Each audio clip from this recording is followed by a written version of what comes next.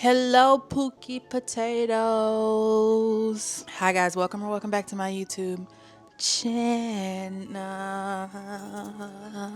I have gathered you here today because I've got a book haul and I want to share it. Also, finished some reads and am finishing some reads. So, we're going to do a current reads update. Now, these books that I have are for my class. So for those of you that don't know, I am pursuing a PhD in social psychology, and this is my second year. So I'm finishing my second year this spring, and I've just now got to the point where I'm taking like electives and things outside of my program. So this semester I challenged myself, I guess, and I registered for a Black Feminist Geographies course. This is completely new to me, both geography, African American studies, all of these things. So I don't even know that I could tell you what it means exactly at this point, but I'll try my best. So I believe that it's the study of how Black women move through different spaces. And I'll show you some of the books that we got, and so maybe it'll make sense as I move along. All of these books in some way, shape, or form feature Black women, and I think over the course of the semester we will go deeper into, again, the way that they move around spaces and the time period as well that the book is set in. So the first book that I got is Assata Shakur's Autobiography, Assata. And let's just read the synopsis so we know what this is about. On May 2nd, 1973, Black Panther Assata Shakur, aka Joanne, don't know this last name, lay in a hospital bed close to death, handcuffed to her bed, while local, state, and federal police attempted to question her about the shootout on the New Jersey Turnpike that claimed the life of a white state trooper. Shakur was incarcerated for 4 years prior to her conviction on flimsy evidence in 1977 as an accomplice to murder. Assata Shakur recounts the experiences that led her to a life of activism and portrays the strengths, weaknesses, and eventual demise of Black and white revolutionary groups at the hand of government officials. The result is a signal contribution to the literature about growing up Black in America. I think she has since passed away. So just for knowledge, I'm excited to read this. Like, she's someone that I've heard about but never really knew things about. So I'm excited to read an autobiography, and I think it's important to read about young, powerful Black women, and that's honestly one of the main reasons that I wanted to take the course. So definitely excited to delve into this one. Then we've got A Small Place by Jamaica Kincaid. This is really, really tiny, and I don't know if this is like a well-known book. I'm still dipping my toes into these types of reads, but when our professor said Jamaica Kincaid, everybody was like, Jamaica Kincaid. So I'm excited to read this one as well. We read this one a little bit earlier in the semester. I think we read Assata like closer to the end. Jamaica Kincaid's expansive essay candidly appraises the 10 by 12 mile island in the British West Indies where she grew up. That behind the benevolent Caribbean scenery are human lives, always complex and always fraught with injustice. All of these books I'm honestly just really, really, really excited about reading. And at the end of the semester, I'll do a recap of how I felt. I should definitely by then know how to explain to you what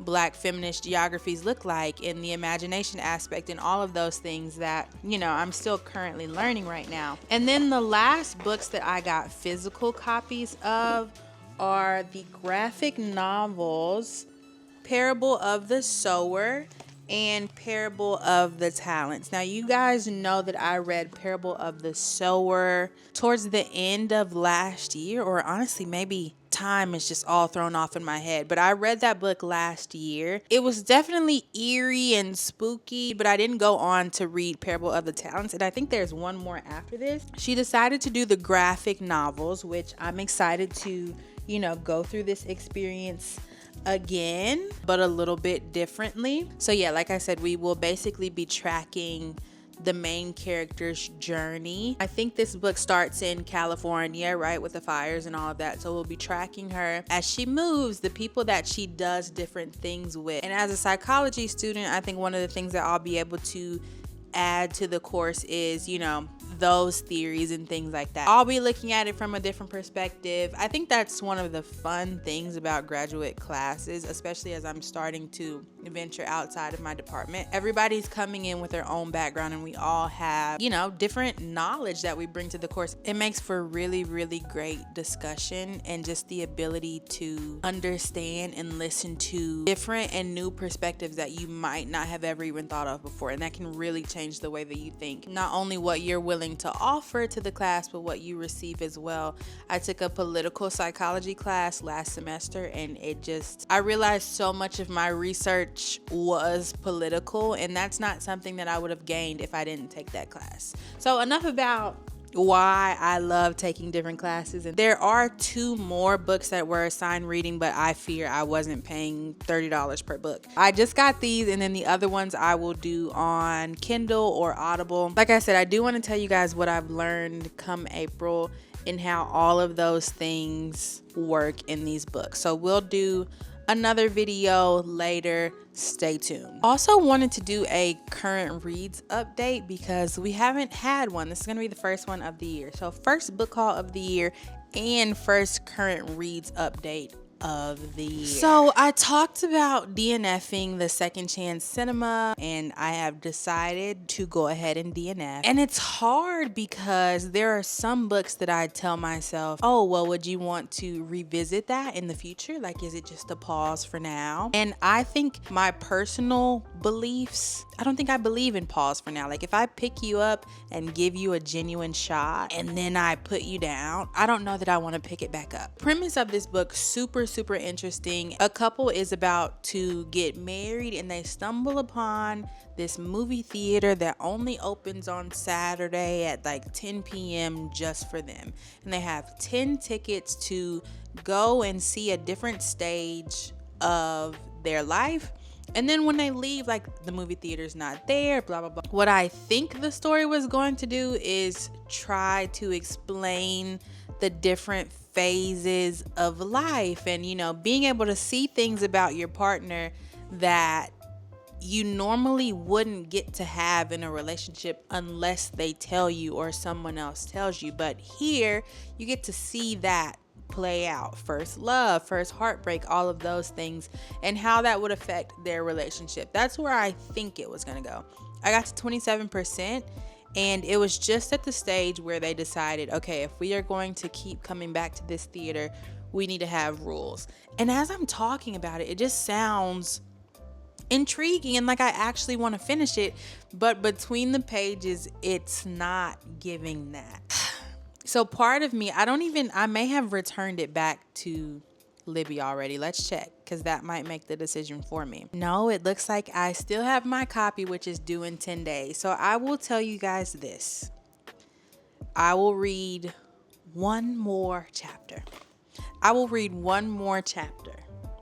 And if I'm not enjoying it, then we will for sure DNF. I finished The Ritual. This was a reread. I love Riot, 5 stars. Talked about him before in some other videos, so you can go check those out.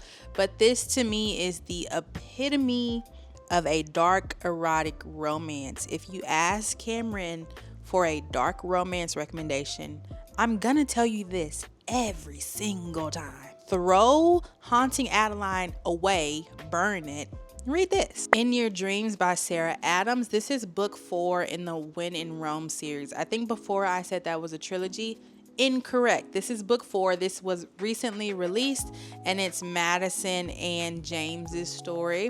Madison is, I don't know where she lies, like sibling wise, you know, middle. I think she's one of the middle. And she's gone off to New York City. At the start of the book, she's graduating from culinary school, but she hasn't told anyone in her family because she's built up this self-concept that she's the worst one out of her siblings. You know, if their parents were still alive, they'd be super disappointed in her. She does everything wrong. She thinks all these things about herself. She didn't invite anyone to the graduation again because she just didn't feel like she deserved it. She gets home, she's in New York City, she's in this apartment, and she's just realizing she doesn't feel like she thought she would feel. You know, a lot of people have dreams of moving to the city and that's gonna solve your problems because New York City is where people go to live. And she's there and she's like, this isn't what I want. So she's trying to call one of her sisters. Her sister doesn't answer. She tries to call her sister's fiance, Jack. She calls the wrong Jack. He's like, what's wrong? What's going on?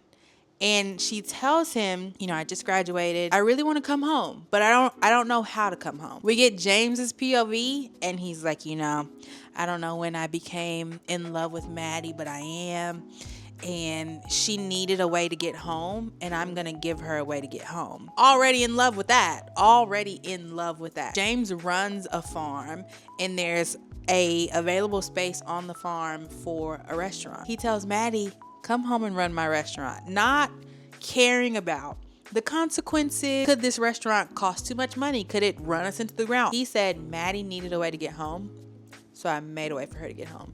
And from that moment on, I was sold on this book. 27% in. I think I'm really going to enjoy it. When they start flirting and bantering and kissing and loving, it's just going to be so good. Excited to wrap up this series and maybe see if Sarah teases some other books that she might have in the works as well. I got an advanced listening copy of Half His Age by Jennette McCurdy. She released a couple years ago her memoir, her debut, I'm Glad My Mom Died, which I think got over like 1 million reads. Super popular. Basically telling her story of growing up in Hollywood in the industry and her relationship with her mother. So this is her foray into fiction. I'm 71% into this read. Jennette has a way of writing, which I like. She has a stylistic voice. I talk a lot on this channel about how sophomore novels can be really hard.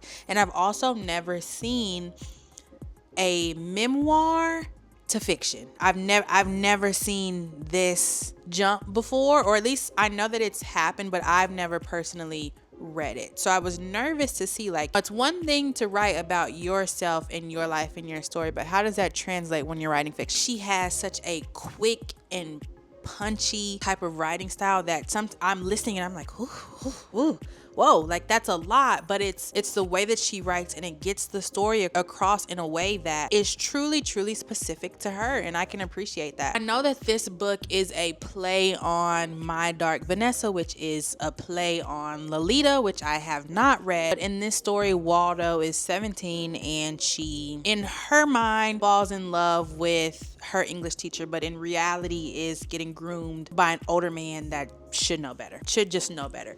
I think another part of Jennette's writing style is tumultuous relationships with mothers, and I think we'll have to get a third book to see if that theme carries over. I'm Glad My Mom Died featured, you know, her real life relationship with her mom.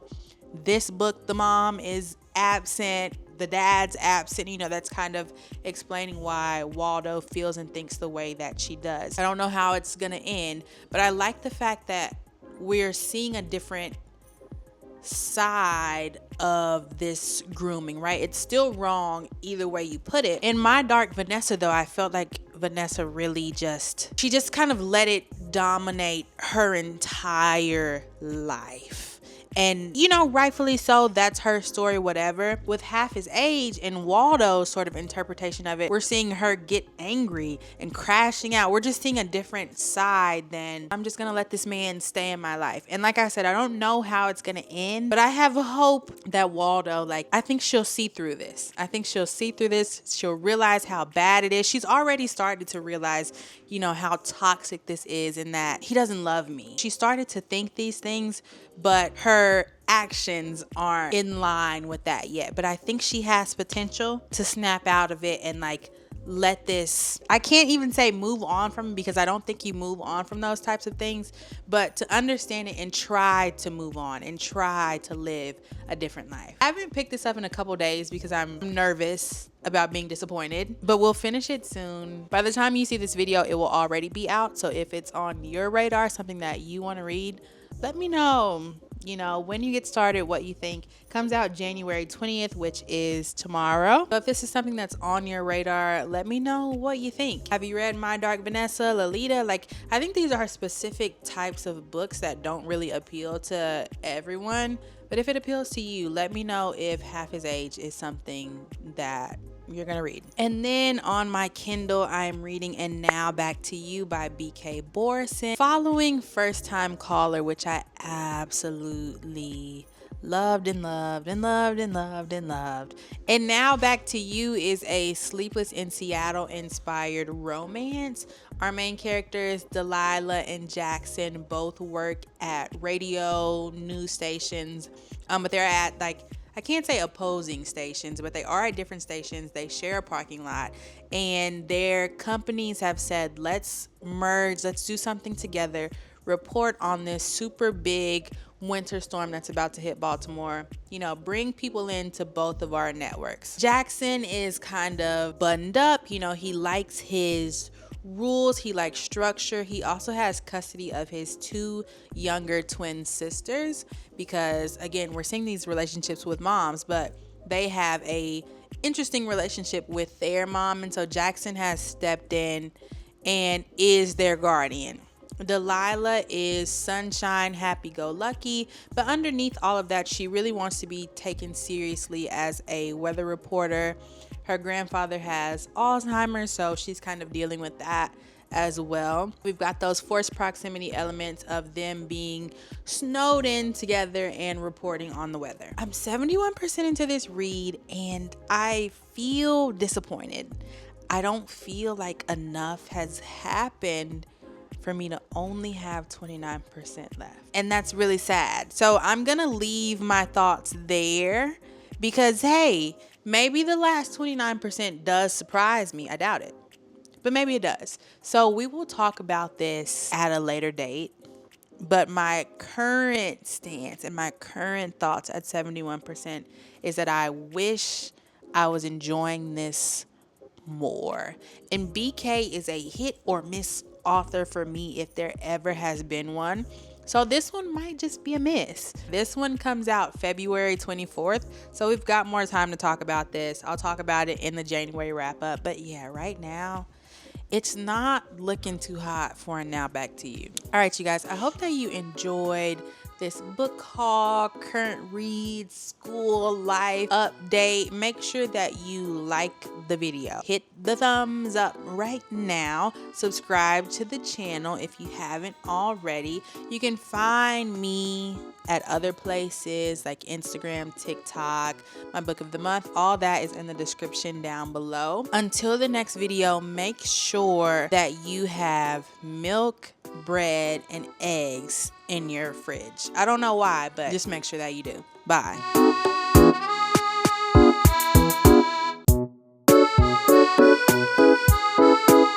After her